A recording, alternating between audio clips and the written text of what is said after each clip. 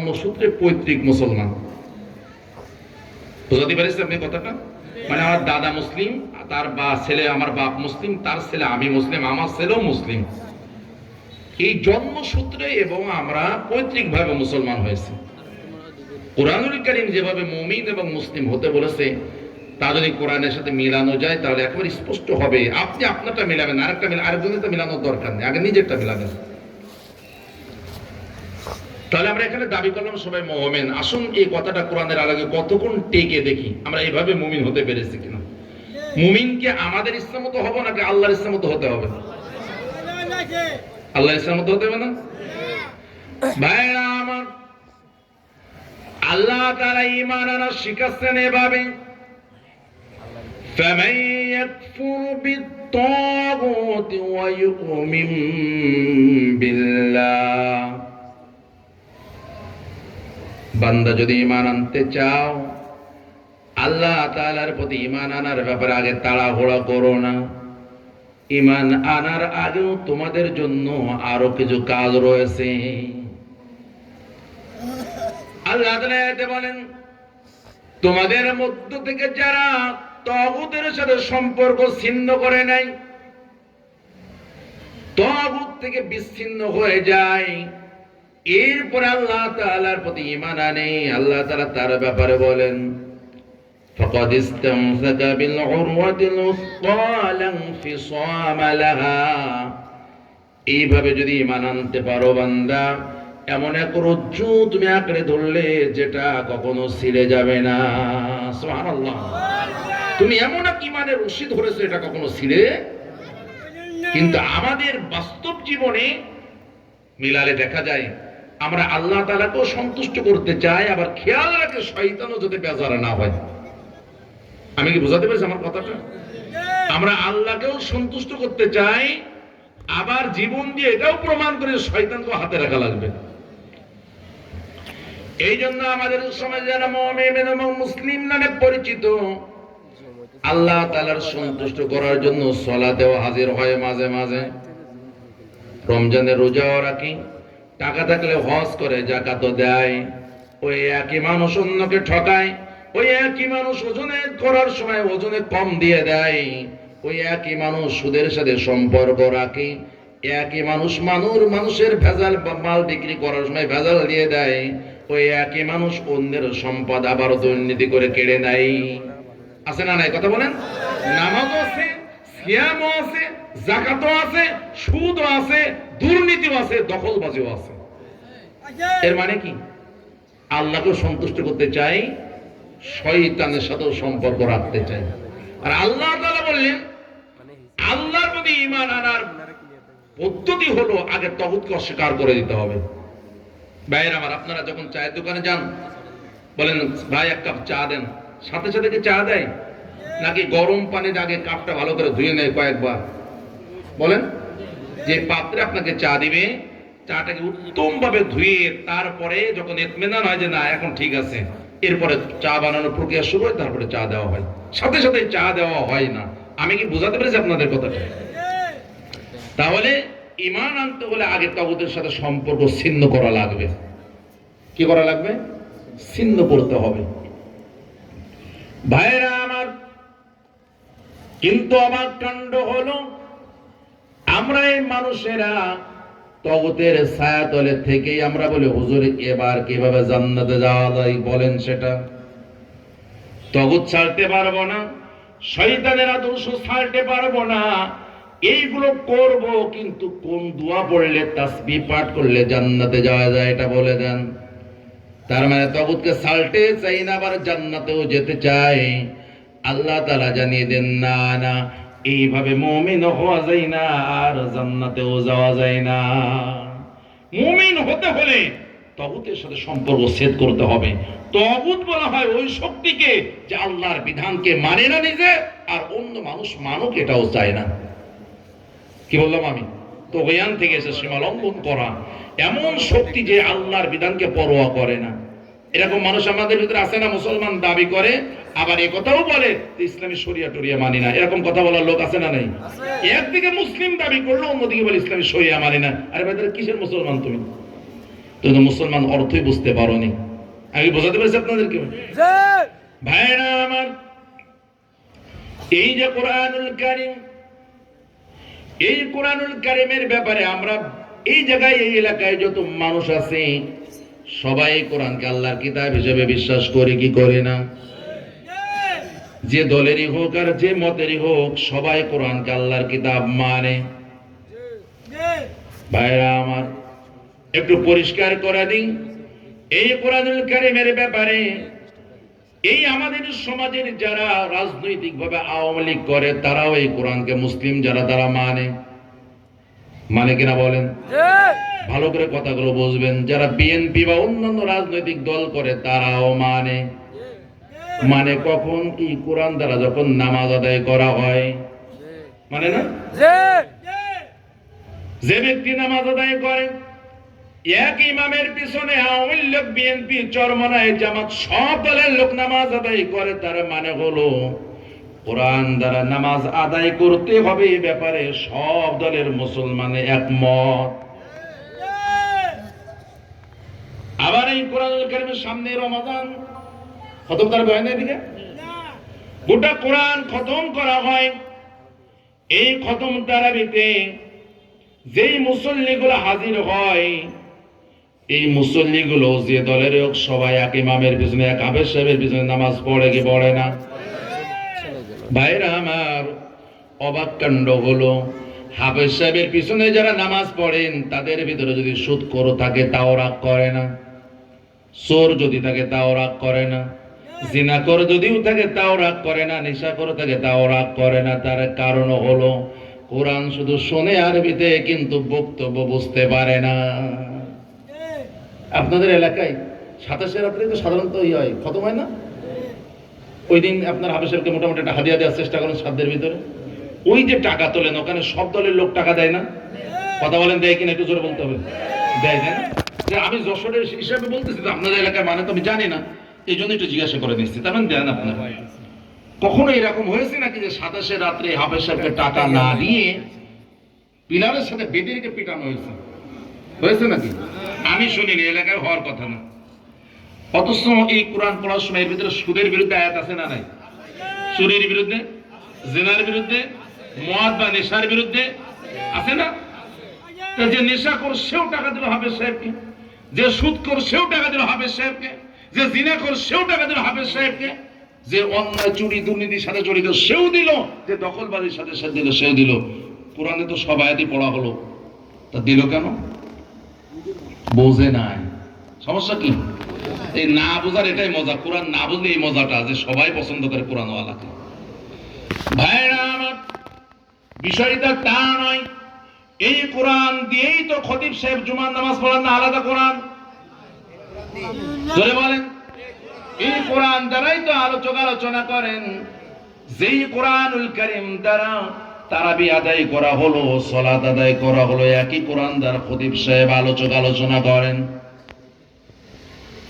হাফেজ সাহেবের সমস্যা হলো না, ইমাম সাহেবেরও সমস্যা হলো না, খতিব সাহেবের সমস্যা হলো। তার কারণ হলো উনি শুধু আরবি বলেন না, ওটাকে আবার ভেঙে ভেঙে বাংলায় বুঝিয়ে দেওয়া হয়।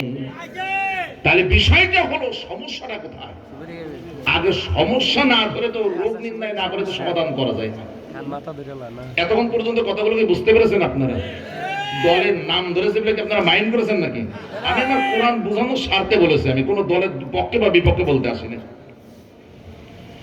ভাইরা আমার, আল্লাহ এমন একটা আয়াত সূরাতুন নিসা 60 নম্বর আয়াতে তুলে ধরলেন। আল্লাহ তাআলা বলেন, ও বিশ্ব নবী, আলাম তারা ইলাল্লাযীনা ইয়াজউমুনা আন্নাহুম আমানু বিমা উযিলা ইলাইকা ওয়া মা উযিলা মিন ক্বাবলিক ইউরিদুনা আন ইয়াতাহাকামু ইলাত তাগুত। ও বিশ্ব নবী, আপনি ওই মানুষগুলো সম্পর্কে ভেবে দেখেছেন? কি দেখেছেন? আপনি কি তাদের ব্যাপারে ভেবে দেখেছেন, চিন্তা করে দেখেছেন, যারা দাবি করে একটু আগে আমরা হাত তুলে ইমানদার দাবি করেছি কি করি না? আল্লাহ তাআলা বলেন, বিশ্ব নবী, ওই মানুষ সম্পর্কে আপনি একটু চিন্তা গবেষণা করে দেখেছেন যারা দাবি করে আমরা ইমানদার, আপনার প্রতি যা নাজিল হয়েছে এটা বিশ্বাস করে।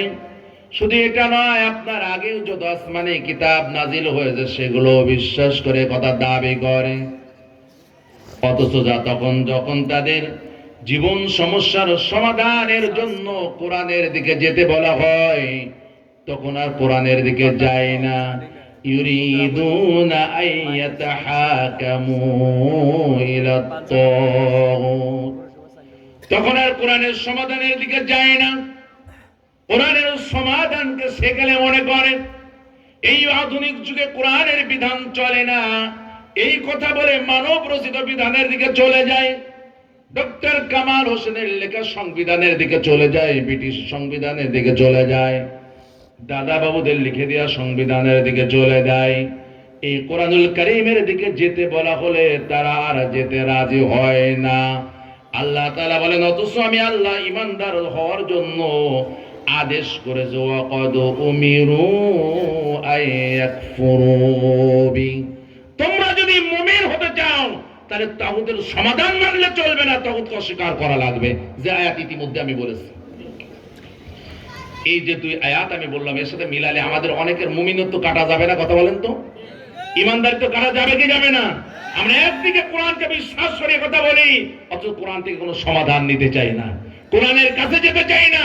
কোরআনকে শুধু সওয়াবের মেশিন বানিয়েছি, কোরআনকে তারাবির কিতাব বানিয়েছি, কোরআনকে নামাজের কিতাব বানিয়েছি, দোয়া ঝাড়ফুঁকের কিতাব বানিয়েছি, কোরআনকে জীবন সমাধানের, সমস্যা সমাধানের কিতাব হিসেবে গ্রহণ করতে পারেনি। এরকম মুমিন আমাদের লক্ষ্মীপুরে তেমন একটা নাই, বেশি না, তার সারা বাংলাদেশে একই অবস্থা। তাই যদি না হবে ভাইয়েরা আমার, এই স্বাধীন বাংলাদেশের বয়স 55 পেরিয়ে যাচ্ছে, যেই ভূখণ্ডে 85 থেকে 90% মুসলিমের বসবাস, এই কোরআনুল কারীমের বিধান চালু হওয়ার জন্য মাত্র 51 জন মানুষের শতকরা সমর্থন দরকার ছিল। কথা বলেন, 55 বছর পার হয়ে গেছে, আজও পর্যন্ত কোরআন দ্বারা সমাজ পরিচালিত হয় নাই। বোঝা গেল 90% মুমিন আছে, কোরআন মাফিক মুমিন 90% নাই। 10, 15, 20-এর উপরে টেকবে না। আমি কি বোঝাতে পারতেছি আপনাদেরকে? তার মানে আমি বোঝাতে চাইলাম, ইমানদার শুধু নিজের ইচ্ছা মতো হলে চলবে না, ইমান আনতে হবে কোরআনের মতো করে, বিশ্বনবীর সুন্নাহ মোতাবেক আমাদের মুমিন হতে হবে। আর যদি ইচ্ছা মতো আনি তাহলে এটা খায়েশাদের গোলামি হলো, এটা রবের গোলামি হলো না। বুঝতে পারছি আপনাদেরকে? ভাইরা আমার, আমি যেহেতু সময় আমাকে একদম লিমিটেড দেওয়া হয়েছে, আমি গত 11-12 তারিখে আপনাদের পাশে ভোলা, তো বেশি দূর না এখান থেকে, নদী পার হলে ভোলা, সেখানে 11-12 তারিখে প্রোগ্রাম ছিল। একই প্রোগ্রামের শেষ 2 দিন, তো প্রথম দিন 2.5 ঘন্টা, তারপরের দিন 3.5 ঘন্টা, মোট 6 ঘন্টা আলোচনা করছি। আলহামদুলিল্লাহ, শরীর সুস্থ থাকলে কোরআনের কথা বলা এটাই তো আমাদের দায়িত্ব, মানুষের দাওয়াত পৌঁছে দেওয়া, কঠিন কিছু না। তা আজকে সময় খুবই লিমিটেড, দেখা যাক কতটুকু বলা যায়। আমার কথায় তো আপনার কষ্ট পাচ্ছেন মনে হয়, তাই না? কথা তো এখনো শুরু করিনি। কেবল ইমানদার হতে গেলে একটা শর্ত বলে দিলাম যে তাগুতের সাথে সম্পর্ক রাখা, এই কথা হলো তাগুতের সাথে সম্পর্ক রাখা যাবে না। এই এক সাইড, এই সাইডটা হলো আল্লাহ তাআলা, এই সাইড তাগুত। এখানে আপনি আছেন, আপনি আল্লাহর দিকে যত ক্লোজ হবেন, নিকটবর্তী হবেন, তাগুতের সাথে তত দূরত্ব বাড়বে। আপনি দুই দিকে একসাথে যেতে পারবেন না। বুঝতে পেরেছি আপনাদেরকে? আপনাদের সিদ্ধান্ত নিতে হবে, সম্পর্কটা আপনি আল্লাহর সাথে করবেন না তাগুতের সাথে করবেন। তাগুতের সাথে যদি সিদ্ধান্ত নেন করবেন, তাহলে আল্লাহর সাথে সম্পর্ক ছিন্ন হয়ে যাবে। আর যদি আল্লাহর সাথে সম্পর্ক করতে চান, তাহলে তাগুতের সাথে সম্পর্ক ছিন্ন করতে হবে আপনাকে। ভাইরা আমার, আমরা যদি জন্মসূত্রে মুসলমান হই, আমার প্রশ্ন, ইব্রাহিম আলাইহিস সালাম আল্লাহ তাআলার পয়গম্বর ছিলেন, যাকে কোরআনুল কারীম জাতির পিতা আর মানব জাতির নেতা ঘোষণা করে দিয়েছেন। সুবহানাল্লাহ। তিনি শুধুমাত্র মুসলিম জাতির পিতা নন, তা নন। আল্লাহ বলেন, আমি ইব্রাহিমকে অনেক ধরনের পরীক্ষা করে নিয়েছি, এই জন্য আমি তাকে গোটা মানব জাতির নেতা বানাতে চাই। সুবহানাল্লাহ। তার মানে এই মানব জাতির নেতা যে কেউ অর্থ বলে, প্রভাবে, তারপর লোক বলে হতে পারবে না, তাকে হতে হবে পরীক্ষার মাধ্যমে উত্তীর্ণ হয়ে পরীক্ষিত নেতা হতে হবে জাতির, যেটা ইব্রাহিম আলাইহিস সালাম শিক্ষা দিয়ে গেছেন।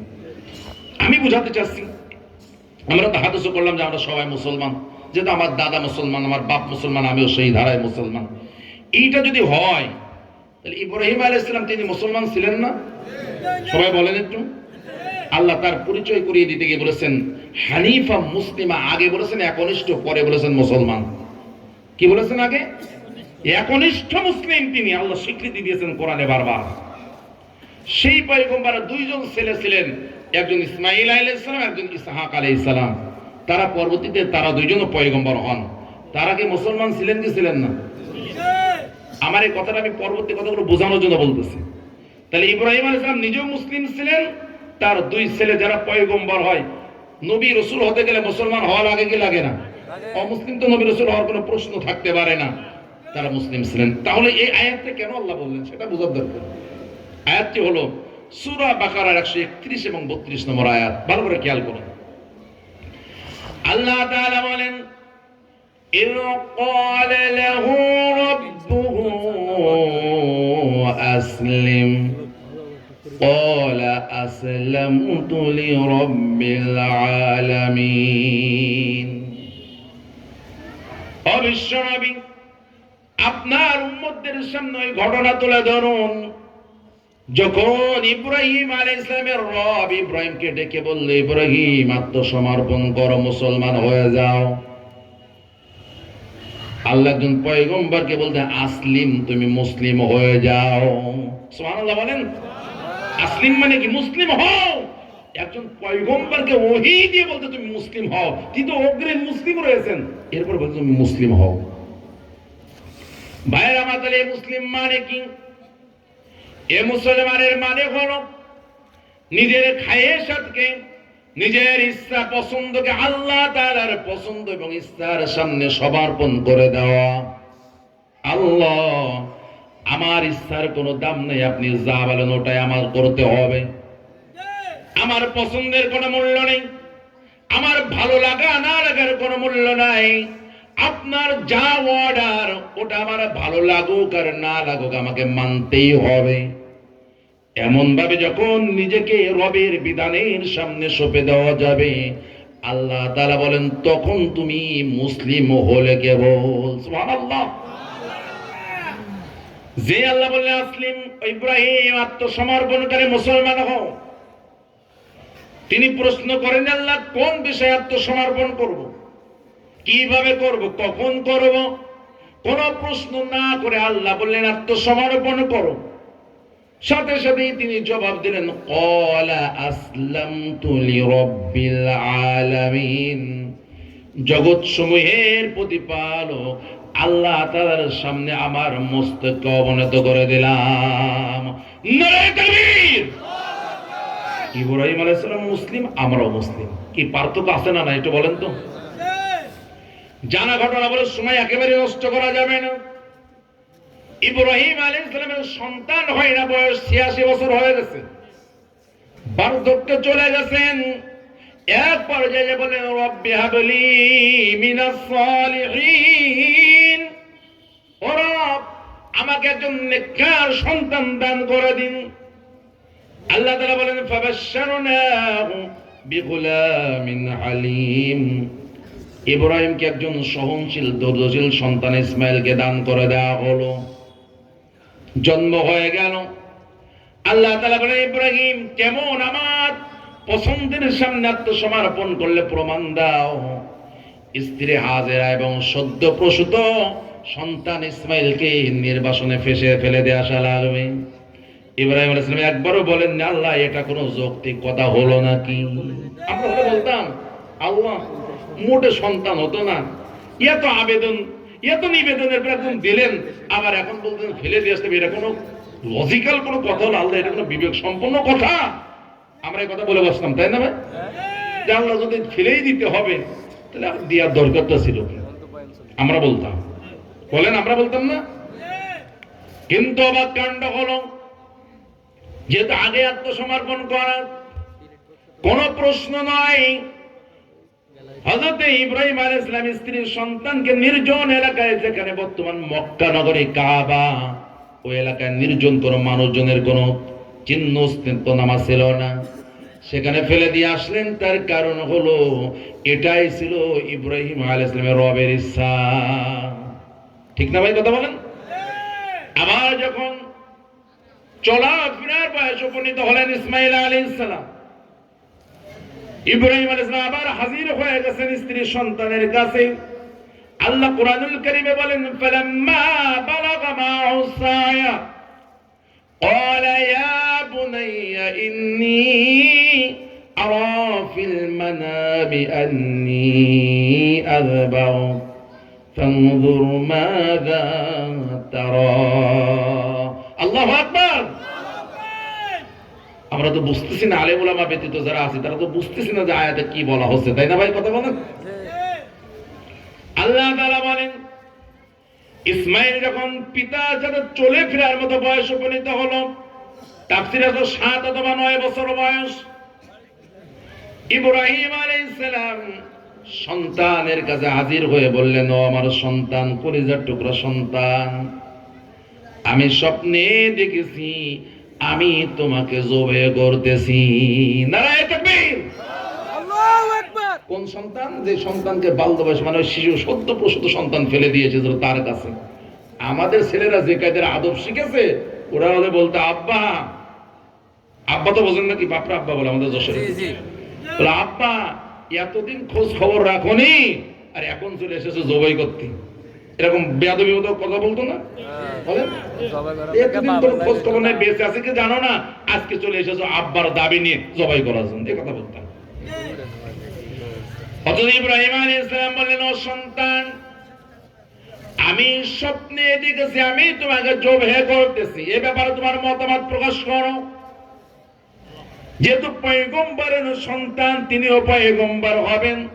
ওই ছোট্ট শিশু ইসমাঈল আলাইহিস সালাম বুঝে পেলেন এটা আল্লাহ তাআলার নির্দেশনা, এটা স্বাভাবিক কোনো স্বপ্ন নয়। আমার বাপ হলেন আল্লাহর পয়গম্বর, আর পয়গম্বরের স্বপ্ন হলো আল্লাহ তাআলার ওহী। সুবহানাল্লাহ, সুবহানাল্লাহ। এই জন্য সন্তান ইসমাঈল বলেন, ইয়া আবাতি ফাল মা তুমার, আব্বাজান, আল্লাহ তাআলা আপনাকে যা নির্দেশনা দিয়েছেন তাই করে ফেলুন। সুবহানাল্লাহ, যা বলেছেন আল্লাহ নির্দেশ দিয়েছেন তাই করে ফেলুন। সাতাজিদুনি ইনশাআল্লাহ মিনাস সাবিরিন। ও আব্বাজান, ইতিপূর্বে আর অনেক মানুষ ঈমানের পথে আল্লাহর সন্তুষ্টির জন্য ধৈর্য ধারণ করেছেন। আল্লাহ চান আমি ইসমাঈলকে তাদের ভিতরে পেয়ে যাবেন। জোরে বলেন না সুবহানাল্লাহ। ঘটনা জানা ঘটনা বলে আমি আপনাদের সময় নষ্ট করতে চাই না। আমি বলতেছি যে এই কাজে ইব্রাহিম আলাইহিস সালাম প্রস্তুত হয়ে গেছেন না? কেন? আগেই তো তিনি আসলামতু লিরাব্বিল আলামিন, রবের দরবারে আত্মসমর্পণ করে দিয়েছেন। এখন আর নিজের ইচ্ছা, নিজের ভালো লাগা, নিজের পছন্দের আর কোনো মূল্য নেই, এমন ভাবে আল্লাহ আমাদেরকে মুসলমান হতে বলতেছেন। আমরা কি তা পেরেছি ভাই, কথা বলেন? প্রচন্ড ঠান্ডা, মুয়াজ্জিন প্রত্যেক মসজিদ থেকে ফজরের সময় আযান দিয়ে দেয়, আল্লাহু আকবার, আল্লাহু আকবার। বান্দা, এখন তোমার কাছে সবচেয়ে বড় ব্যাপার হলো আল্লাহর মহানত্ব, আল্লাহর বড়ত্ব। আর ঘুমিয়ে থাকার সময় নাই। হাইয়া আলাস সালাহ, নামাজের দিকে চলে আসো। হাইয়া আলাল ফালাহ, এটা নামাজ দ্বারা তোমার কল্যাণ। সুবহানাল্লাহ, সুবহানাল্লাহ। আস-সালাতু খায়রুম মিনান নাওম, বান্দা তুমি যেটাকে উত্তম মনে করছো সেটা উত্তম নয়। ছেড়ে দাও বিছানা, কম্বল লেপ ছেড়ে দাও, পানি দ্বারা ওযু করে পবিত্রতা অর্জন করে মসজিদে চলে যাও। ওটা বান্দা মুয়াজ্জিনের ডাক নয়, ওটা হলো আমি আল্লাহ তাআলার ডাক। এরপরও যদি আমি সেই ঠান্ডাকে উপেক্ষা করে আল্লাহটাকে সাড়া দিয়ে মসজিদে আসতে না পারি, তাহলে এটা আল্লাহর ইচ্ছামতো জীবনযাপন হলো না, ওটা নিজের ইচ্ছামতো জীবনযাপন হলো। ওটা মুসলিম হয়নি, আমি আত্মসমর্পণ করতে পারিনি আল্লাহ তাআলার কাছে। কি বুঝাতে পারতেছি আপনাদেরকে ভাই? ভাইরা আমার, নামাজের কথা যখন আসলো সামান্য একটু কথা বলে নিই। এবার এই নামাজটা আমরা আল্লাহ তাআলার এখানে কোনো লাভ ক্ষতি নাই। আপনি পড়লো আল্লাহর মর্যাদা বাড়ে না, না পড়লো আল্লাহ তাআলার কোনো ক্ষতি হয় না। নামাজ তার কারো জন্য নয়, নামাজ পড়তে বাবার নিজের জন্য। কার জন্য? কারোর জন্য নয়। কিন্তু আমরা জরিপ করে দেখেছি পৃথিবীতে, বিশেষ করে বাংলাদেশে 5 প্রকার নামাজি আছে। ইয়াদ আলী শুধু ঈদের নামাজ পড়ে, লক্ষ্মীপুরে মানে এরকম লোক নাই, ও আছে তাই বুঝবেন ভালো করে। এরপরে রমজান আলী, যে সামনে রমজান আসতেছে, খুব প্রস্তুতি নিচ্ছে নামাজ পড়ার জন্য। আরেক দল আছে শুকুর আলী, শুধু শুক্রবারে মসজিদে আসে, কারণ নামের সাথে মিলে গেলে আবার মাইন্ড করেন না। কিন্তু কয় প্রকার হলো? ইয়াদ আলী ঈদের নামাজ পড়লো।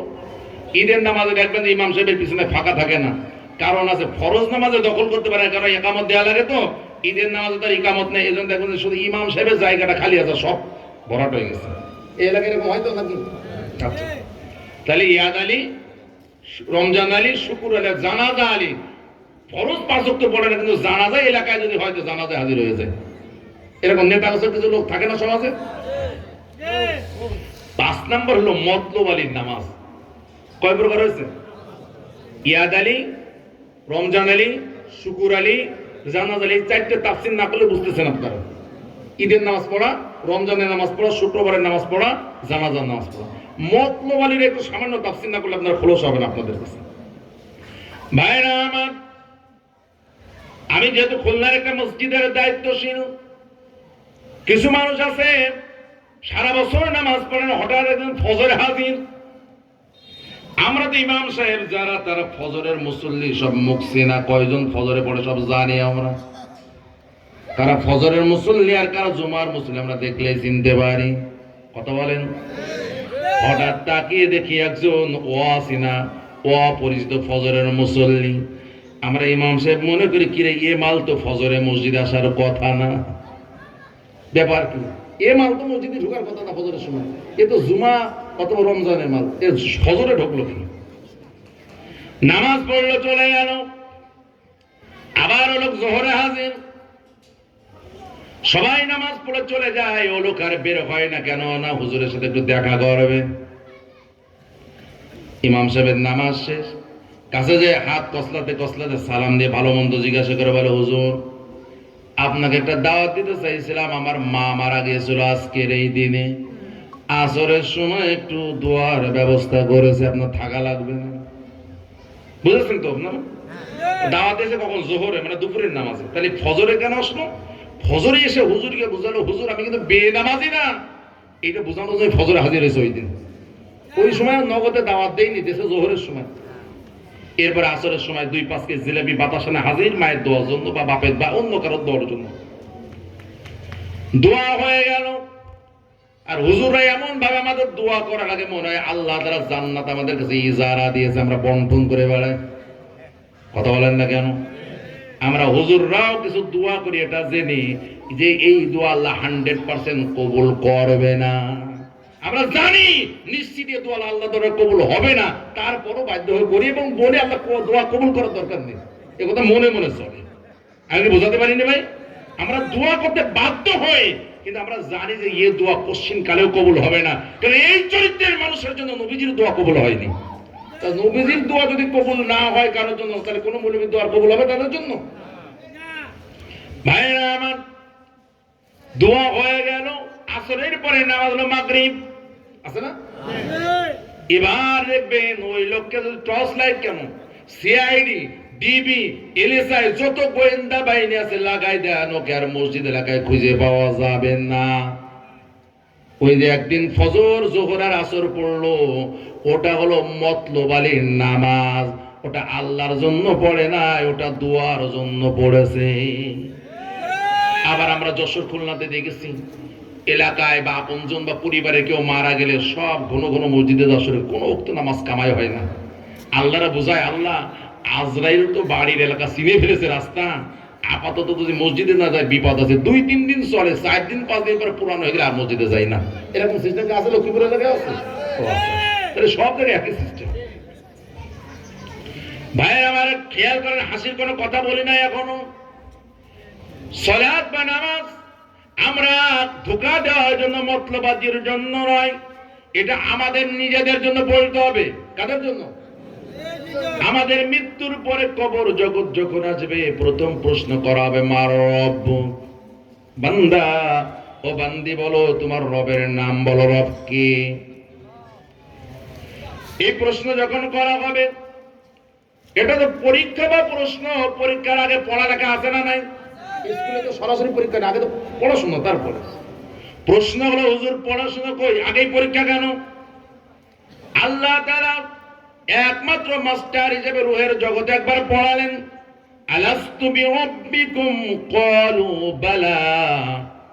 সব রূহকে একত্র করে স্বীকৃতি নিয়েছেন, বান্দা বান্দেরা বলো আমি আল্লাহ তাআলা কি তোমাদের রব নই? সকলেই সেদিন জবাব দিয়েছিল ক্বালু বালা, অবশ্যই অবশ্যই আল্লাহ তাআলা আপনি আমাদের রব। তাহলে একবার আল্লাহ একবার চূড়ান্ত মাস্টার করেছেন। কথা কি বুঝেছেন আপনারা? আমাদের যে অবস্থা, তো একবার পড়ালে মনে থাকার কথা না, তো চর্চা থাকা লাগবে।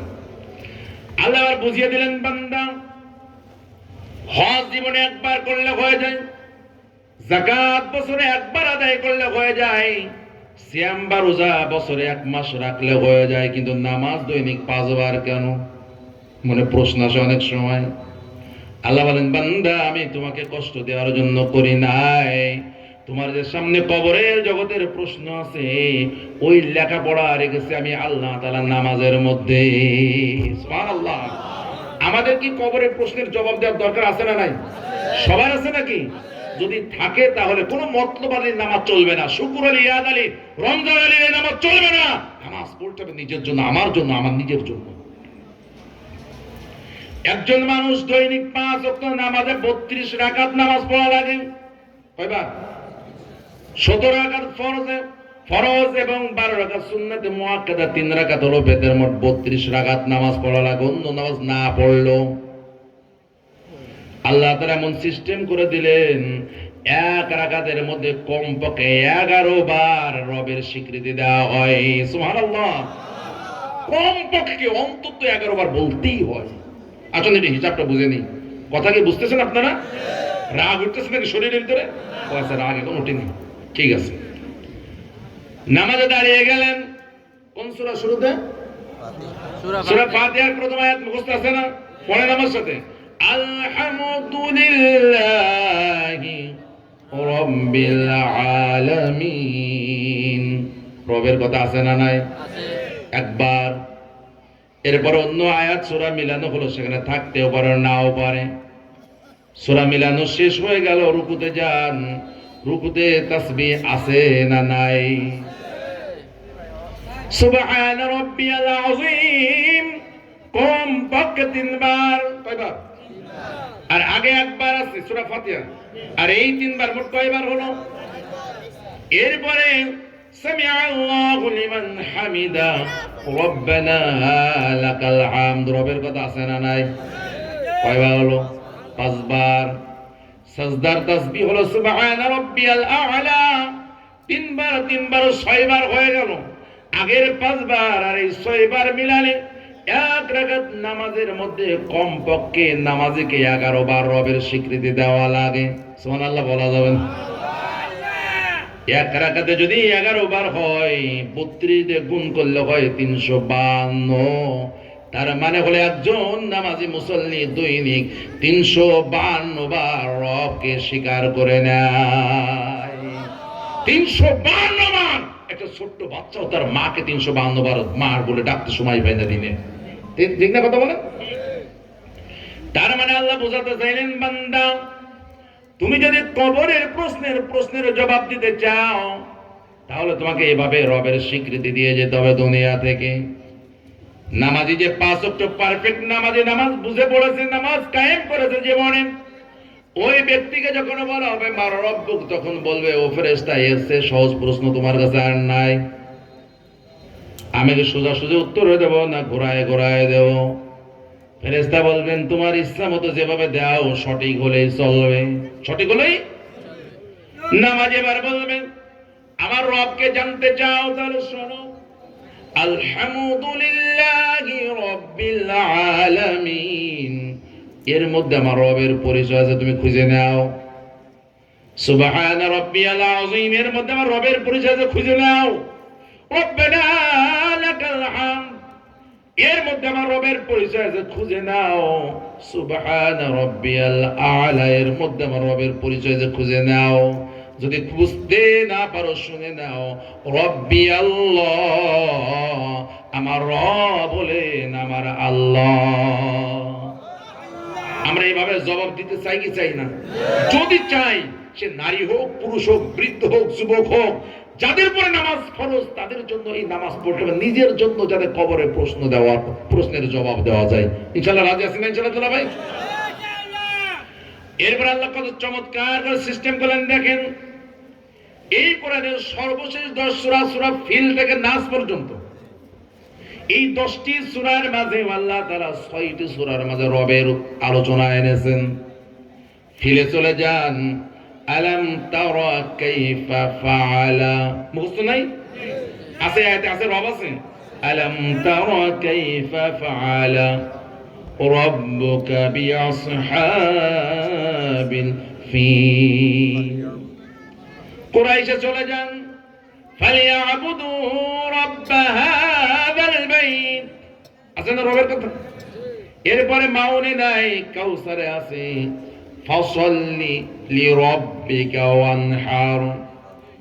এরপরে কাফিরুনে নাই, এরপরে কাফিরুনে নাই, নাসরে আছে, ফাসাব্বিহ বিহামদি রাব্বিকা ওয়াস্তাগফির। এরপরে তাব্বাত লাহাব এবং ইখলাসে নাই, তবে ফালাক আর নাসে আছে, কুল আউযু বিরাব্বিল ফালাক, কুল আউযু বিরাব্বিন নাস। এই সূরাগুলো যখন বান্দা পড়বে তখন রবের সংখ্যা আরো বেড়ে যাবে নামাজে, বাড়বে না? তাসবিহ 3 বারের জায়গায় যখন 5 বার 7 বার পড়বে আরো রবের সংখ্যা বেড়ে যাবে। নামাজে 32 রাকাত বাদেও যখন তাহাজ্জুদ, ইশরাক, আবিন, সাস অন্যান্য নামাজগুলো পড়বে তখন রবের সংখ্যা আরো বাড়তে থাকবে। বান্দা নামাজ অন্যের জন্য নয়, নামাজ শুকর আলীর জন্য নয়, নামাজ নিজের জন্য পড়তে হবে। আবার আমাদের যশোর, আপনারা মাইন্ড করবেন না, খবরদার, লক্ষ্মীপুর আমি প্রথম নতুন, একেবারে লক্ষ্মীপুরের অবস্থা আমি জানি না, তবে আমি যশোরের কথা একটু বলতেছি। আমাদের যশোরে দেখেছি নির্বাচনের যখন তফসিল ঘোষণা হবে বা তার আগেই একেবারে নতুন জামা, যে লোক বছরের কোন সময় টুপি পরে না, টুপি নতুন একটা কিনেছে, হয়তো ঘুমাতে গেলেও মাথা থেকে খোলে না, কারণ ইমান আবার চলে না যায়, খুব ইমানদার হয়ে গেছে। নতুন জামা বা ভাঁজ করা, আয়রন করা জামা পরে পরে বিভিন্ন মসজিদে মসজিদে নামাজ পড়ার দোয়া আছে বাড়ায়। এরকম নেতা এলাকায় নাই তো না? তাইলে বসবেন আপনারা। এই যে নামাজ পড়ে স্টার্ট হয়ে গেছে, তফসিলের সময়টাই চলতে থাকে, নির্বাচনের আগের দিন পর্যন্ত পড়তে থাকে। এরপরে নির্বাচন, 12ই ফেব্রুয়ারি নির্বাচন হয়ে গেল। ও জিতুকার হারুকার যাই হোক, আগামী 5 বছর আর মসজিদে খুঁজে পাওয়া যাবে না। এই নামাজিকে আল্লাহ নাম দিয়েছেন মতলব আলীর নামাজ। এই 6 মাস 9 মাসের যে নামাজের ট্রেনিং, এটা হলো মতলব আলীর নামাজ। তুমি এক মতলবে হাজির হয়েছো, তুমি নামাজ বুঝে পড়ো না, তুমি আল্লাহর সন্তুষ্টির জন্য নামাজ পড়ো না। অথচ মুমিন হলে কুল ইন্না সলাতি ওয়া নুসুকি ওয়া মাহইয়ায়া ওয়া মামাতি লিল্লাহি রাব্বিল আলামিন। হে নবী, আপনি বলুন, আমার সালাত, আমার কুরবানি, আমার বেঁচে থাকা, মরে যাওয়া, জগৎ সবের প্রতিপালকের সন্তুষ্টির জন্য সবকিছু। সুবহানাল্লাহ। তাহলে ওটা কিসের নামাজ? মতলব আলীর নামাজ। কি বুঝতে পেরেছেন আপনারা? আরেকটা কথা বলে শেষ করা দিন। বন্ধুগণ, আখিরাতের ময়দানে আল্লাহ তাআলা কুদরতি কদম বের করে দেবেন হিসাবের আগে। যেভাবে মূল খেলার আগে আমরা বাছাই পর্ব সেরে নিই, খেলাধুলার আগে একটা বাছাই পর্ব না, চূড়ান্ত পর্বের আগে হিট হয়ে যায়, বাছাই করে বাদ দিয়ে কিছু কিছু রেখে দিই। কুদরতি কদম বের হয়ে যাবে। আল্লাহ তাআলা সেদিন সবাইকে বলেন, ওয়াইদাউনা ইলা সুজুদ ফালা ইস্তাতিউন। ও বান্দা বান্দিরা, আসো, আমি আল্লাহ তাআলার কুদরতি কদমে একটু সিজদা দাও। আল্লাহ কুদরতি কদম বের করে বলবেন, কিন্তু সেদিন সমস্যা হলো সবাই আল্লাহকে সিজদা দিতে পারবে না। বাড়ির মালিক সিজদা না দিয়ে দাঁড়িয়ে আছে, অথচ গেটের গেটম্যান দারোয়ান সিজদায় চলে গেছে, হতে পারে না? বাড়ির যিনি গিন্নি ঠ্যাঙের পারে পা দিয়ে সারা জীবন যাপন করেছে, কাজের বেটে রহিমা সেজদায় চলে গেছে। কথা বলেন, একটু কথা বলেন। বড় নেতা সে সেজদায় যেতে পারে না, গাড়ির ড্রাইভার সেজদায় চলে গেছে। কারণ আছে না নাই? এর কারণ হলো এই লোক যখন, এই ধনী লোক যখন দুনিয়াতে ছিল, নামাজ আদায় করতো না। বাড়ির দারোয়ান, গেটম্যান, বাড়ির চাকর, সে কথা শুনে হলেও মসজিদে 5 ওয়াক্ত নামাজ আদায় করে নিত। এই জন্য সেদিন মালিক দাঁড়িয়ে আছে কিন্তু চাকর সাজদায় চলে গেছে। আর যদি মালিক নামাজি হয় তাহলে সেও যাবে, সমস্যা নেই। বুঝাতে কষ্ট হচ্ছে নাকি আপনাদের? ভাইরা আমার, আল্লাহ তাআলা বলেন কিন্তু বিষয় হলো সেদিন সবাই আল্লাহ তাআলাকে সিজদা দিতে পারবে না। এটাই হলো ভয়ের কথা। প্রশ্ন করবেন আল্লাহ কেন পারবে না? সবাই তো মুমিন মুসলমান আমরা। আল্লাহ তাআলা বলবেন ওয়াকাদ কানু ইদউনা ইলাস সুজুদি ওয়া হুম সালিমুন। বান্দা, শুধু আজকে নয়, দুনিয়াতে আমি বারবার তোমাকে ডেকেছিলাম। ওই যে মসজিদের মুয়াজ্জিনের যে আযান, ওটা মুয়াজ্জিনের বাপ দাদার কোনো কল্পকথা নয়। ওই আযানটাই হলো আমাদের রবের ডাক। আল্লাহ বলবেন সেদিন আমি তোমাদের ডেকেছিলাম, সুস্থ ছিলে, সবল ছিলে, তারপর আমার ডাকে সাড়া দাওনি। যেহেতু সেদিন সাড়া দাওনি, আজকে আর সিজদা দিতে পারবা না। আমার বক্তব্য হলো যেদিন আমরা চাই হাসরের ময়দানে আমাদের সবাই হাজির হওয়া লাগবে কি লাগবে না? ওদিন যদি চাই আমরা আমাদের মহান রবের কুদরতি কদমে সিজদা দেব, তাহলে এই দুনিয়াতে 5 ওয়াক্ত নামাজের অভ্যাস তৈরি করা লাগবে। যদি টেনশন না থাকে যে নাও সিজদা দেব না, যায় হবে, তাহলে সেটা আপনার ব্যাপার। আর যদি মনে হয় না ওই দিন আমি সিজদা দিয়ে পাস করবো, আর ইমানকে পাস করাবো, তাহলে 5 ওয়াক্ত নামাজ পড়া লাগবে। আর অনেক কথা আছে, আমি সেদিকে যাচ্ছি না, আমার মূল আলোচনা যদি বাদ থেকে যাবে। আমার কথা বুঝতে পেরেছেন আপনারা? এখন নামাজ পড়বো কি না পড়বো কোনো হুজুরের কাছে ফতোয়া লাগবে না। আপনি নিজেকে জিজ্ঞাসা করুন যে আমার এই 2টি কাজ লাগবে কিনা, কবরের সঠিক জবাব আর আখিরাতের ময়দানে আল্লাহকে সিজদা দেওয়া লাগবে কিনা। ঠিক না ভাই? কথা বলেন। আমি বলতেছিলাম আল্লাহ তাআলা উদখুলু ফিস সিলমি কাফা, আর ইব্রাহিমকে বলেন ইব্রাহিম আমি রবের সামনে আত্মসমর্পণ করে দাও। ইব্রাহিম আলাইহিস সালাম প্রমাণ দিয়েছেন, ঠিক কিনা বলেন? এই ইব্রাহিম আলাইহিস সালাম যখন মৃত্যু শয্যায় শায়িত, তখন সন্তান ইসমাইলকে ডাকলেন, ইসহাককে ডাকলেন, তাদেরও যারা সন্তান নাতি ছিল সবাইকে ডাকলেন। ডেকে শেষ সময়ে যা বলে ওটাকে ওসিয়াত বলা হয়। কি বলা হয়? মৃত্যুর সময় যেটা মৃত্যুর পথযাত্রী বলে ওটাকে কি বলা হয়? ওসিয়াত নামা, ওসিয়াত বলা হয় না? আল্লাহ তাআলা বলেন ওয়াসা বিহা ইব্রাহিম বানিহি ওয়া ইয়াকুব। এই আত্মসমর্পণকারী একনিষ্ঠ মুসলিম ইব্রাহিম আলাইহিস সালাম যখন দুনিয়া থেকে বিদায় নেবেন, আগে ডেকেছেন কাকে? ইসমাইলকে, যিনি পরবর্তী নবী। ডেকেছেন ইসহাককে, যিনি পরবর্তী নবী। কথা বলেন। ইসহাক আলাইহিস সালামের ছেলে ইয়াকুব, তিনিও নবী, তার ছেলে ইউসুফ, তিনিও নবী। সুবহানাল্লাহ। তাহলে একটা নবীর বংশধরকে ডাকলেন, ডেকে শেষ উপদেশ দিলেন, ইয়া বানি ইন্নাল্লাহ আস্তাফা লাকুমুদ-দ্বীন। ও আমার সন্তানেরা শোনো, তোমাদেরকে আল্লাহ তাআলা দ্বীন ইসলামের জন্য মনোনীত করেছেন। সুবহানাল্লাহ বলেন। তোমাদের বাছাই করে নিয়েছেন তার দ্বীনের জন্য। শোনো শোনো, ফালা তামুতুন্না ইল্লা ওয়া আনতুম মুসলিমুন। খবরদার, মুসলিম না হয়ে আত্মসমর্পণ না করে মারা যেও না। আপনারা কি আমার কথাটা বুঝতে পেরেছেন? আমাদের বাপ মুসলমান, দাদা মুসলমান, এই জন্য যদি আমি মুসলিম হই, তাহলে ইব্রাহিম আলাইহিস সালামের ছেলে হিসেবে মুসলমান হওয়ার কথা না?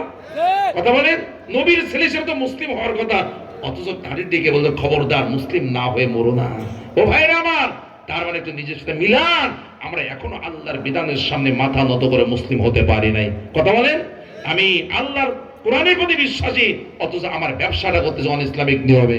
আমি কোরআনের প্রতি বিশ্বাসী, আমার পরিবার কোরআন কেন্দ্রিক চলে না। আমি কোরআনের প্রতি বিশ্বাসী, আমার সমাজ কোরআন দিয়ে চলে না। আমি কোরআনের প্রতি বিশ্বাসী, আমার অর্থনীতি কোরআন দিয়ে চলে না। এই কথা বলেন ঠিক কিনা ভাই? এই কায়দায় নামে মুসলিম হওয়া যায়, আসল মুসলিম হওয়া যায় না। ভাইরা আমার, আমরা আর একজন মুসলিমের কথা বলবো, আব্দুল্লাহ ইবনে উবাই, রাইসুল মুনাফিকিন। এই লোকটা দাবিতে মুসলমান ছিল না? এই লোকটা যে মসজিদে নামাজ পড়ে, এখনো সে মসজিদ মদিনাতে আছে। নাম কি? মসজিদুন নববী। এই মসজিদে 1 রাকাত নামাজ পড়লে 1000 রাকাত নামাজ, কোন কোন রাতে 50,000 রাকাতের সওয়াবের কথা বলা হয়েছে।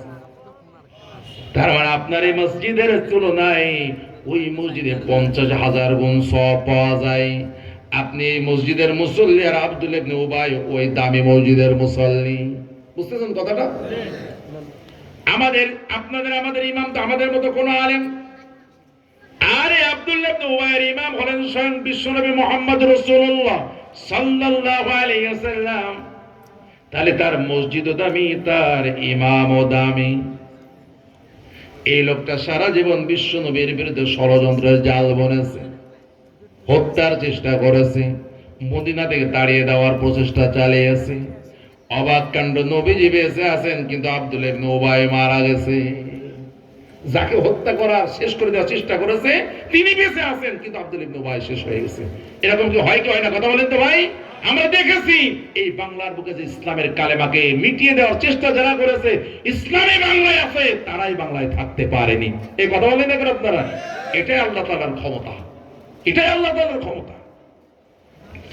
আব্দুল্লাহ ইবনে উবাই মারা গেছে। আব্দুল্লাহ ইবনে উবাইয়ের সন্তান হলো আব্দুল্লাহ ইবনে আব্দুল্লাহ, নবীজির জলিলুল কদর সাহাবী। তিনি চলে এসেছেন, এসে বলতেছেন, ইয়া রাসূলুল্লাহ, আমার পিতা মারা গেছে, জানাজার ইমামতে আপনাকে করা লাগবে। বুঝতেছেন না কথাটা?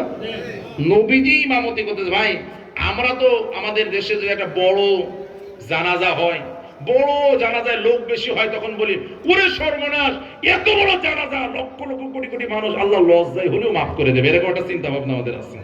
তাদের বোঝার জন্য বলতেছি, বুঝেন না আপনারা কথাটা? লক্ষ লক্ষ লোকের আল্লাহর কাছে কোনো মূল্য নেই যদি সে দোয়া পাওয়ার মতো উপযুক্ত না হয়ে যায়। বুঝা গেছে কথাটা? আব্দুল্লাহ ইবনে আব্দুল্লাহ বললেন, ইয়া রাসূলুল্লাহ, আমার পিতা মুসলিম ছিলেন, তার নামে ইসলামের দুশমন ছিলেন, এটা জানি, তারপরও আমার পিতার জানাজা আপনাকে পড়ানো লাগবে। নবীজি রওনা দিয়েছেন। কাছেই ছিলেন হযরত ওমর, তিনি খুব নরম পরিবারের সাহাবী ছিলেন। কি বলেন? খুব নরম ছিলেন না হযরত ওমর? একটু তেজি ছিলেন, গরম ছিলেন। ভাইরা আমার, বিশ্বনবী রওনা দিয়েছেন। হযরত ওমর চাদর বা কুরতা টেনে ধরে, ইয়া রাসূলুল্লাহ, কোথায় যান? কার জানাজা পড়বেন? আব্দুল্লাহ ইবনে উবাই ইসলামের কত বড় দুশমন, ওটা তো আমি ওমর জানি, আমার যে আপনি আরো ভালো জানেন। কার জানাজা পড়বেন? হাতটা ছড়িয়ে দিয়ে বললেন, ওমর ছেড়ে দাও, আমাকে যেতে দাও। তুমি কি জানো না আল্লাহ তাআলা আমার ব্যাপারে কি ঘোষণা করেছেন? ওয়ামা আরসালনাকা ইল্লা রাহমাতাল লিল আলামিন। নারে তাকবীর! আল্লাহু আকবার! যেতে দাও ওমর আমাকে। সাইয়েদনা ওমর ছেড়ে দিলেন, নবীজি রওনা দিলেন। নবীজি যেদিকে যান ওমরকে উল্টা দিকে যেতে পারবেন? নবীজি একদিকে যাচ্ছেন, ওমরকে আরেক দিকে যাবে? একে আমাদের মতো নাকি যে একটু পছন্দ আর এক দল গঠন করলাম, আমি সভাপতি হয়ে গেলাম, ওর সাথে পোস্টপল্টে আর একটা আমি আমির হয়ে গেলাম, এরকম আছে না? নাই কথা বলেন। আমাদের এই দেশে এমন রাজনৈতিক দল আছে ভেঙে 15টা 17টা 18টা দল হয়ে গেছে, এরকম দল আছে আমাদের বাংলাদেশে। ভাইয়ের আমার, বিশ্বনবী রওনা দিয়েছেন, ওমরও সাথে চলে গেছেন।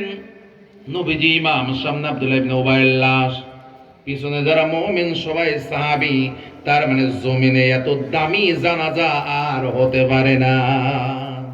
যেই জানাজার ইমাম নবীজি স্বয়ং, আর পিছনের মুক্তাদি সব হলো সাহাবী, এসে কি দামি জানাজা লাগবে? সংখ্যা বড় হলে কি দামি জানাজা হয় নাকি? নবীজি ইমাম, পিছনে মুক্তাদি সব সাহাবী, এসে দামি জানাজার হতে। কিন্তু সামনের লাশটা হলো দুর্ভাগা আব্দুল্লাহ ইবনে উবাই ইবনে সালুলের, মুনাফিক সর্দারের। জানাজা শুরু হয়ে গেল। কয় তাকবীরে? 4 তাকবীরে না? নাকি জানাজা হয় না আপনাদের এলাকায়? ও হয় না। 4 তাকবীরে জানাজা হয়ে গেল। ডান দিকে সালাম ফেরানো হয়েছে, বাম দিকে ফেরানোর সময় এখনো হয় নাই। সামনে জিবরাইল আমিন হাজির হয়ে গেছেন। এর মানে হলো নতুন ইনফরমেশন উপর থেকে এসে গেছে। ঠিক না কথা বলেন? বিশ্বনবী আর সামনে বাড়ানো দরকার। আব্দুল্লাহ ইবনে উবাই জানাজা এক সালামে হবে। কয় সালাম? দুই দিকে দরকার নাই। আল্লাহ তাআলার ব্যাপারে বলেছিলেন যতক্ষণ নিষেধ না করবে আল্লাহ নতুন ইনফরমেশন নির্দেশনা দিয়েছেন।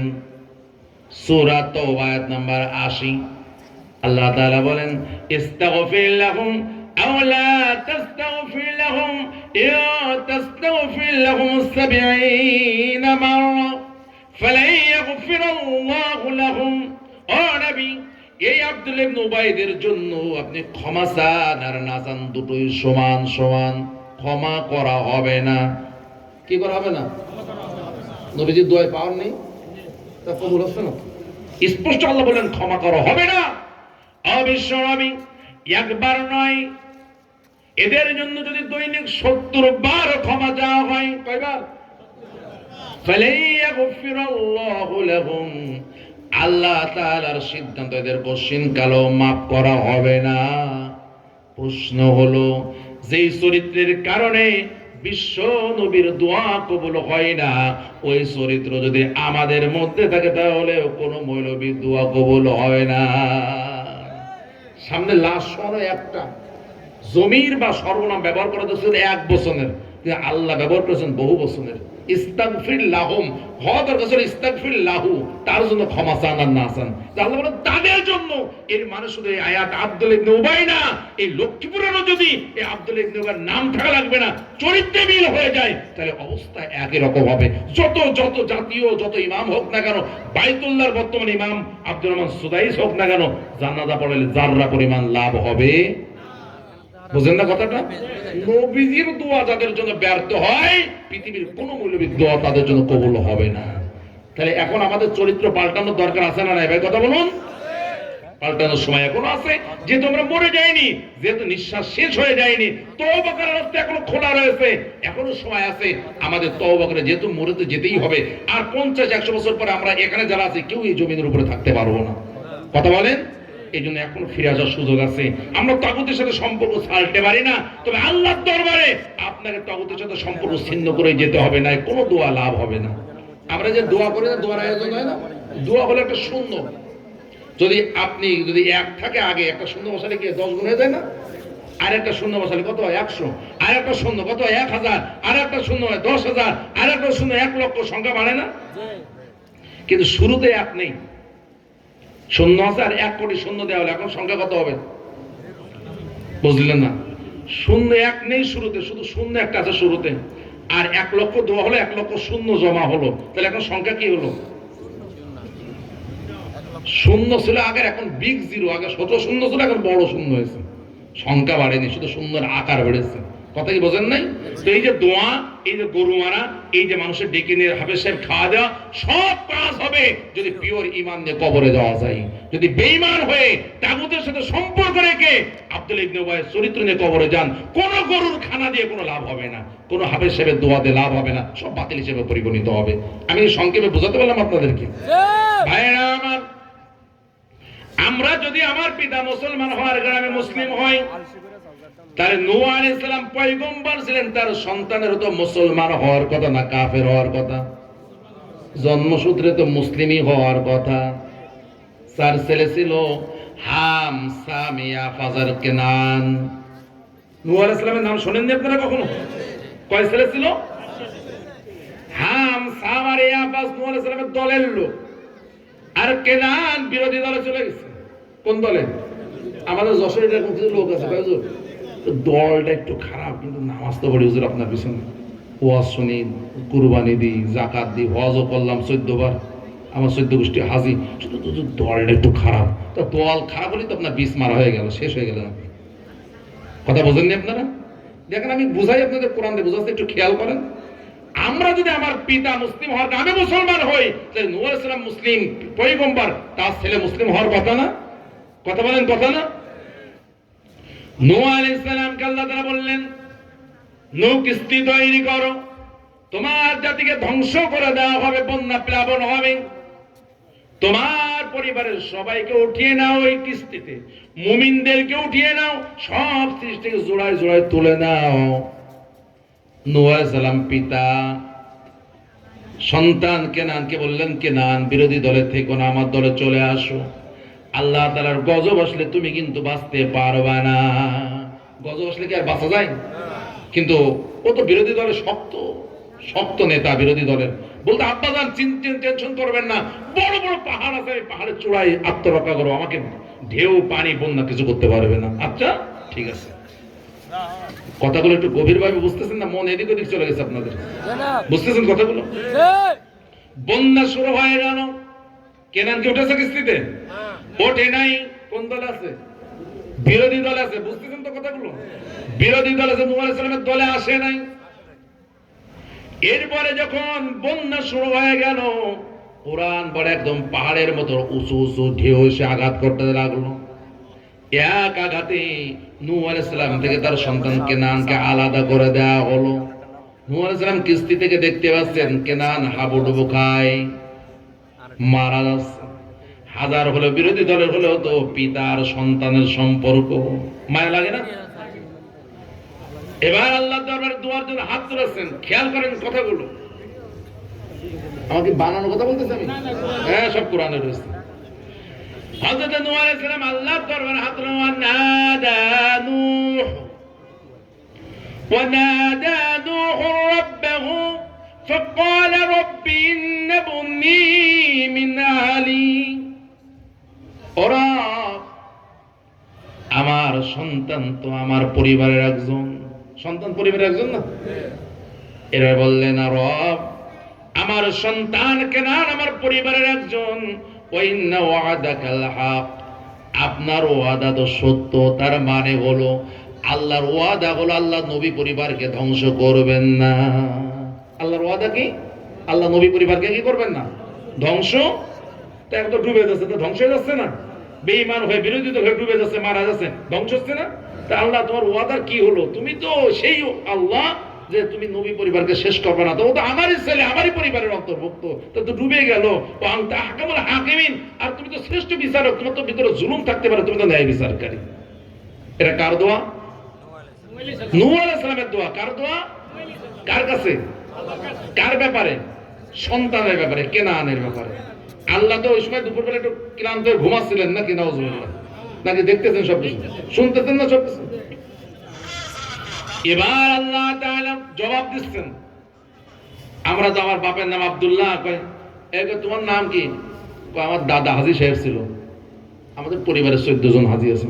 তোমার নাম কি? আমার আব্বা খুব জনদরদি ছিল, দানবী ছিল। এবার তোমার নাম কি? আব্বার দাদার পরিচয় দিচ্ছি, তাতে হচ্ছে না। মানে পরিচয় দেওয়ার মতো কিছু নেই তো, বাপ আর দাদার পরিচয় চলে, এরকম লোক আছে না? নাই কথা বলেন। বড় নেতা কিন্তু বাপ মা দাদা দাদি নানা নানির পরিচয় চলে, এরকম লোক আছে না? নাই। ও নিজের কিছু নেই, পরিচয় দেওয়ার মতো কিছু নাই। অথচ আল্লাহ তো পরিচয় দিচ্ছেন প্রত্যেক নিজের। আল্লাযী খলাকাল মাউতা ওয়াল হায়াতা লিয়াবলুয়াকুম আইয়ুকুম আহসানু আমালা। তোমাদের জীবন মৃত্যু সৃষ্টি করা হলো এজন্য তোমাদের ভিতরে কর্মে ভালো ভালো কাজ সম্পাদন করে, এটা আমি আল্লাহ দেখে নিতে চাই। সুবহানাল্লাহ বলা যাবে না? আমার জীবনে দুর্নীতি আছে, ঘুষ আছে, জবরদখল আছে, হাট দখল আছে, মাঠ দখল আছে, চাঁদাবাজি আছে, চুরি আছে, দখলবাজি আছে, এগুলো এই এলাকায় নাই মনে হয় নাকি? এই কাজ যারা করে ভালো কাজ করতেছে না মন্দ কাজ করতেছে? মন্দ কাজ করলে মুসলমান থাকা যায় কিনা একটু এই আয়াতটার দলিল। আল্লাহ নূহ আলাইহিস সালাম জবাব দিচ্ছেন দোয়ার। ক্বালা ইয়া নূহ, আল্লাহ বললেন ওহে নূহ কান খাড়া করে শোনো। এক নাম্বার কথা হলো তোমার চিন্তায় ভুল আছে। ভুলটা হলো তুমি যাকে তোমার পরিবারভুক্ত মনে করতেছো ও তোমার পরিবারভুক্ত নেই। ইন্নাহু লাইসা মিন আহালিক, আমি আল্লাহ বলতেছি ও তোমার পরিবারের কেউ না। নারে তাকবীর! নূহ আলাইহিস সালামের সন্তান ভাই, আমি যদি বলি আপনার পরিবারে কয়জন? আমার পরিবার বলতে কি বুঝি? আমি, আমার স্ত্রী, আমার ছেলে মেয়ে, তাই না? আর যদি বড় পরিবার বাপ মা ভাই বোন যোগ করা হয়, যদি ভাই বোন বা বাপ মা যোগ নয়, তাহলে আমি, আমার স্ত্রী, আমার ছেলে মেয়ে, এই তো পরিবার। আল্লাহ বলতেছে ইন্নাহু লাইসা মিন আহলিক, হে নূহ এই কেনান তোমার পরিবারের কেউ না। এটা এক নম্বর। দুই নাম্বার হলো তোমার মানে প্রশ্ন উদয় হতে পারে কেন পরিবারের কেউ না? তার উত্তর হলো ইন্নাহু আমালুন গায়রু সালিহ, তোমার সন্তান ঔরজাত এটা ঠিক আছে, তোমার ঘরে বেড়ে উঠেছে, তোমার স্ত্রীর দুধ পান করে, তাও ঠিক আছে, কিন্তু বিষয় হলো তার জীবনে সে ভালো কর্ম করে নাই। আমালুন গায়রু সালেহ, যা করেছে তো অপকর্ম, অন্যায় কাজ, অন্যায় কাজ অপকর্মের সাথে মিলিত। এই আমাদের আপনাদের এলাকায় মুসলমানের কেউ আছে না নাই? এ কথা আছে না নাই? আরেকজনের দোকান লুট করে নেওয়া, জায়গা জমি দখল করে নেওয়া, হাট দখল করা, চাঁদাবাজি করে, এগুলো ভালো কাজ না খারাপ কাজ? আরো জোরে বলেন, ভালো কাজ না খারাপ কাজ? এই কাজগুলো করবা আবার মুসলমানিত্ব দাবি করবা, তাহলে তো নূহ আলাইহিস সালামের সন্তানের কোনো দোষই ছিল না। দোষ তো একটাই ছিল যে নূহ আলাইহিস সালামের আদর্শ গ্রহণ না করে বিরোধী দলের আদর্শ গ্রহণ করেছে। আমি বিশ্বনবীর আদর্শ গ্রহণ না করে কার্ল মার্কস, লেনিন, মাও সেতুং, দুনিয়ার নেতাদের আদর্শ গ্রহণ করে সেটাকে ফুলের মতো পবিত্র স্লোগান দিয়ে গেলাম। আবার মরার পরে বড় হবে সাহেব জানাজা না পড়লে আবার মিজাজ গরম হয়, আবার দাওয়াতে ঠিক মতো টাইম মতো না আসলে মিজাজ গরম হয়। আছে না নাই কথা বলেন? এই বেটা সময় মতো যে দোয়া করে করবে, কি দোয়া কবুলের রাস্তা তো আগেই বন্ধ হয়ে গেছে। দোয়া তো তখনই লাভ হবে যে দোয়া করলে লাভ হবে, দোয়া করলে তার কাজে আসবে, ওই দোয়ায় লাভ হবে। আপনি হুজুরকে জোর করে দোয়া করানো যাবে কিন্তু কবুল করানো যাবে না। ক্লিয়ার বোঝাতে পারি না? এবার আরেকজনের কথা বলি, লূত আলাইহিস সালাম। কে? তিনি ছিলেন সম্পর্কে ইব্রাহিম আলাইহিস সালামের ভাতিজা এবং নবী। লূত আলাইহিস সালামের বংশ হলে পৃথিবীর নিকৃষ্টতম কাজ করত, সমকামিতায় লিপ্ত ছিল, পুরুষ পুরুষ সমকামিতা করত। লূত আলাইহিস সালাম জাতিকে অনেক বুঝিয়েছেন, কাজ হয়নি। এখনো জর্দানের মৃত সাগর আছে না, ডেড সি, সেখানে তাদের ধ্বংস করা হয়েছে। এই লূত আলাইহিস সালামের জাতির লোকদেরকে শাস্তি দেওয়ার জন্য আল্লাহ তাআলা একদল ফেরেশতা পাঠালেন। কি পাঠালেন? একদল ফেরেশতা পাঠালেন, কিন্তু লূত আলাইহিস সালামকে তা জানানো হলো না। তাকে না জানিয়ে একদল ফেরেশতা লূত আলাইহিস সালামের বাড়িতে পাঠানো হলো। কিন্তু অবাক কাণ্ড হলো, ফেরেশতার রূপ ধরে তারা আসেন, এসেছেন সুন্দর যুবক, কিশোর এবং তরুণ সেজে মেহমান হয়েছেন লূত আলাইহিস সালামের বাড়িতে। আপনার কি আমার কথা বুঝতে কষ্ট হচ্ছে? মনে বুঝতেছেন তো কথাগুলো? লূত আলাইহিস সালামের বাড়িতে এই ফেরেশতারা সুন্দর তরুণ যুবকের চেহারা ধরে হাজির, কিন্তু লূত আলাইহিস সালাম জানেন না এরা ফেরেশতা। উনি তো মেহমান আসার কারণে একদিকে যেমন আনন্দিত, অন্যদিকে তিনি ভয় পাচ্ছেন, আমার জাতির লোকেরা যদি জানে এদেরকে হেনস্থা করে ছাড়বে, অপমান করবে, লাঞ্ছিত করবে। ভয় পাচ্ছেন, আবার আনন্দ পাচ্ছেন। মেহমান পেয়ে পাইলে পয়গম্বরেরা আনন্দিত হতেন। ভাইরা আমার, কিন্তু লূত আলাইহিস সালাম আল্লাহর পয়গম্বর হলে কি হবে? তার ঘরেই ছিল বিরোধী দলের লোক, মানে তার স্ত্রী ছিল অন্য দলের। কে স্ত্রী? লূত আলাইহিস সালাম একজন পয়গম্বর, তিনি কি কাফের বিয়ে করেছেন না মুসলমান বিয়ে করেছেন? জন্মসূত্রে তো মুসলিম বিয়ে করেছেন, তাই না? কিন্তু সংসার করে লূত আলাইহিস সালামের সাথে পয়গম্বরের স্ত্রী, কিন্তু তিনি দল করেন বিরোধী দল, লূত আলাইহিস সালামের দল করেন না। লূত আলাইহিস সালাম ভয় পাচ্ছেন, এই সংবাদ তো আমার স্ত্রী যদি আবার ফাঁস করে দেয় জাতির লোকের কাছে, সব লোক আমার বাড়িতে হুমড়ি খেয়ে পড়বে। লূত আলাইহিস সালাম যা ভয় পাচ্ছিলেন সেটাই ঘটলো। লূত আলাইহিস সালামের স্ত্রী যে জাতিকে বলে দিল, হে জাতির লোকেরা তোমরা এখানে, আর লূতের বাড়িতে অনেক যুবক তরুণ এসেছে, তোমাদের পছন্দ নেই, তাড়াতাড়ি যাও। সব চলে আসলো, হুমড়ি খেয়ে পড়লো। লূত আলাইহিস সালাম তাদেরকে নিষেধ করলেন, দেখো এদের সাথে তোমরা খারাপ আচরণ করো না, তোমাদের জৈবিক চাহিদা মেটানো দরকার হয়, জাতির অনেক নারী আছে, মেয়ে আছে, তাদের বিবাহ করে নাও। জাতির লোকেরা বলল, নারীদের প্রতি আমাদের কোনো আকর্ষণ নাই, তারা কি পুরুষ সমকামী। কি কথাটি বুঝতেছেন আপনারা?